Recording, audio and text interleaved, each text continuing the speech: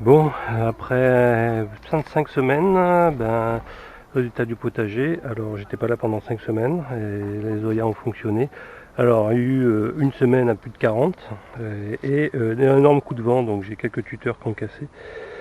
Mais bon, ça a quand même pas mal souffert, mais j'ai des tomates, comme vous voyez. Certaines ont pourri sur pied parce que j'ai pas eu le temps de les récolter et des pieds sont cassés.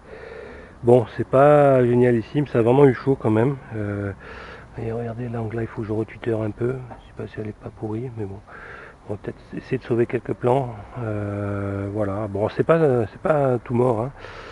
Je vais donc pailler. De toute façon, là, cette année, la récolte n'était pas géniale. Vous voyez, j'ai pas beaucoup de tomates, hein, par rapport à certains endroits. Là, j'ai des tomates qui sont tombées. Bon, je vais récupérer peut-être les graines au moins.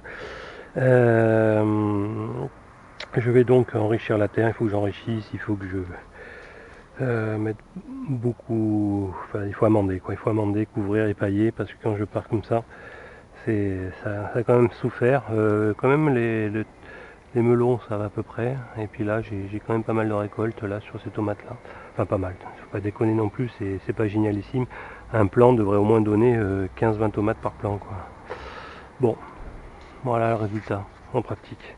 Alors on se retrouve avec l'histoire de géothermie et vous savez cette histoire de clapet avec les moteurs synchrones. Donc je vous renvoie aux vidéos des Vanguard. Et donc j'ai un peu démonté ce fameux moteur, donc j'ai dessoudé le système qui est là qui est là, voilà, avec les deux interrupteurs normalement fermés, je crois, ouverts, je sais plus, enfin bon, bref, vous avez compris.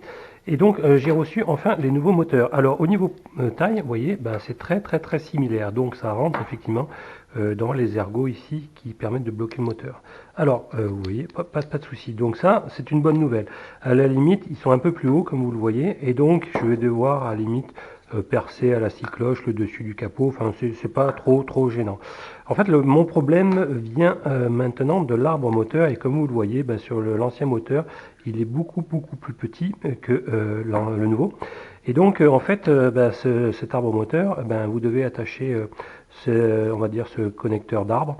Voilà, et donc dans lequel il y a une vis comme ça, je l'ai retiré avec un rivet et vous tirez dessus, vous arrivez à l'enlever. Et là, ben, finalement, ben, il est beaucoup trop grand et donc du coup, je ne peux plus accéder, je ne peux plus, vous voyez, ça s'aligne plus les deux trous.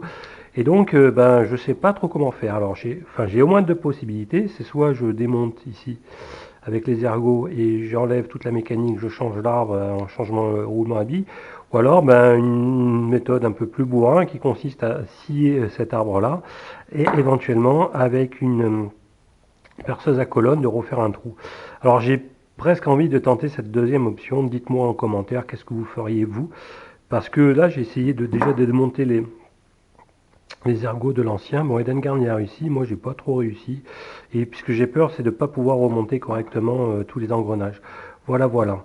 Donc ça avance. Là, alors je rappelle que ça c'est un moteur classique, hein.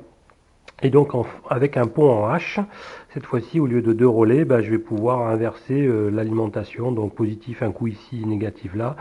Et donc ça va tourner dans un sens ici, et grâce au pont en H, je verse, ça va inverser, clac, et je vais avoir le positif ici, le négatif, et du coup ça va tourner dans l'autre sens.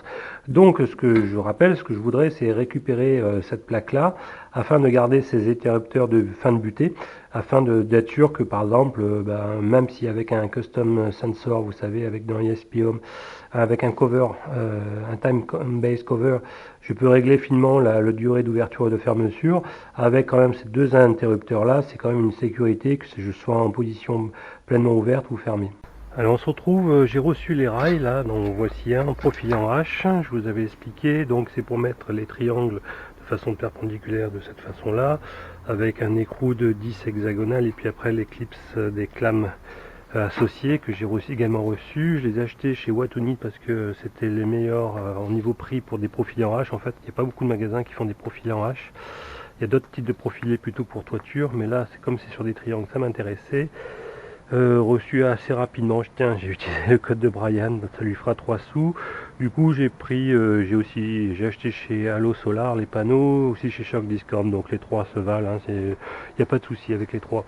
Alors, petite information, les rails font 2,10 m même si vous les commandez par longueur de 2 mètres, donc ça c'est intéressant parce que du coup vous avez 10 cm en plus, donc peut-être potentiellement moins de rails à acheter, mais il faut que vous sachiez que en tout cas, je le découvre, c'est que ces clames qui permettent de maintenir, par exemple ici, deux panneaux, hein, ça c'est une clame intermédiaire, et ça c'est une clame d'extrémité, par exemple, voilà, comme ça, eh ben, font à peu près 2 cm d'épaisseur ici, et puis là aussi il faut intégrer, donc ça fait un peu plus de 2 cm.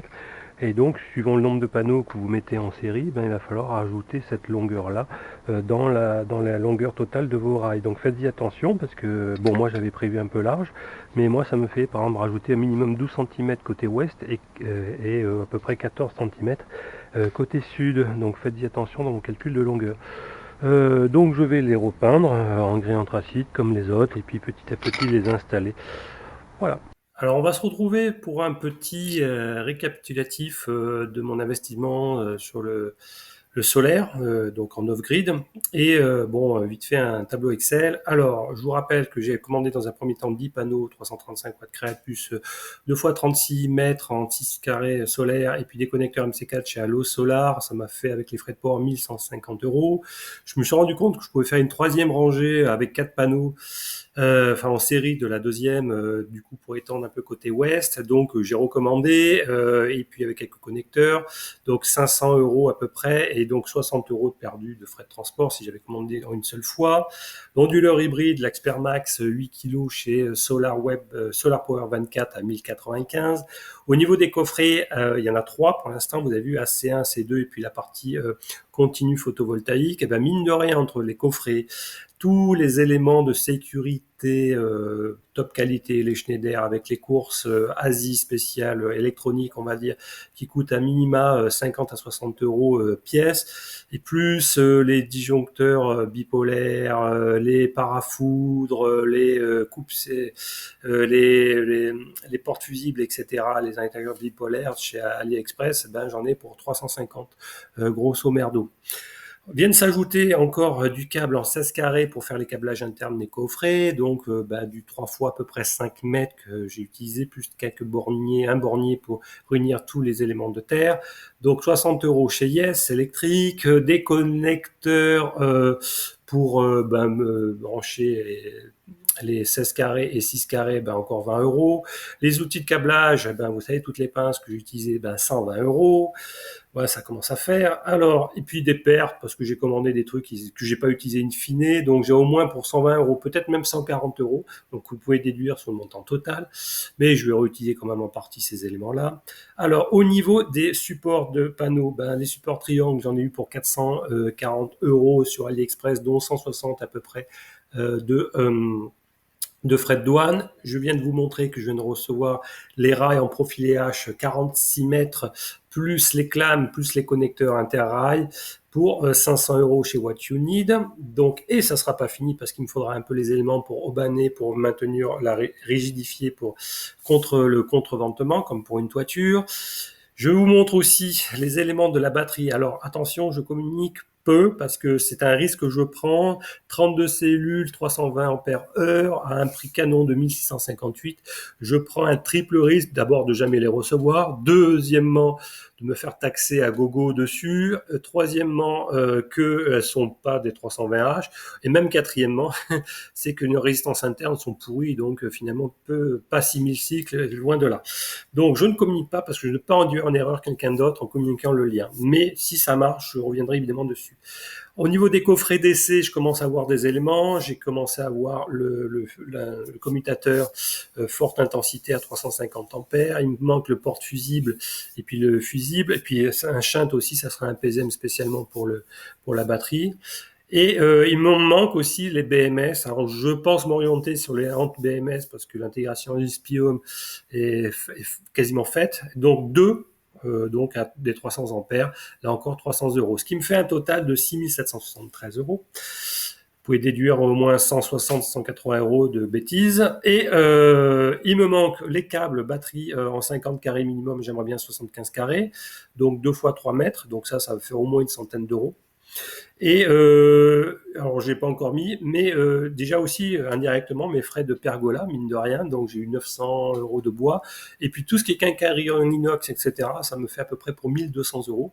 Et c'est pas fini parce qu'il me faudra au moins 150 euros de quincaillerie, de finition. Je vous ai parlé d'aubaner les panneaux, donc sur les éléments de la pergola, je compte à peu près 150 euros. Et puis aussi pour mettre des lames en terre-panneau pour éviter que la pluie tombe entre les panneaux, par exemple. Voilà, je compte 150 euros, ce qui me fait à peu près un budget déjà de 7 723 euros. Oui, c'est énorme, mais pour une solution technique, il me risque de mettre quasiment off-grid une bonne partie de l'année.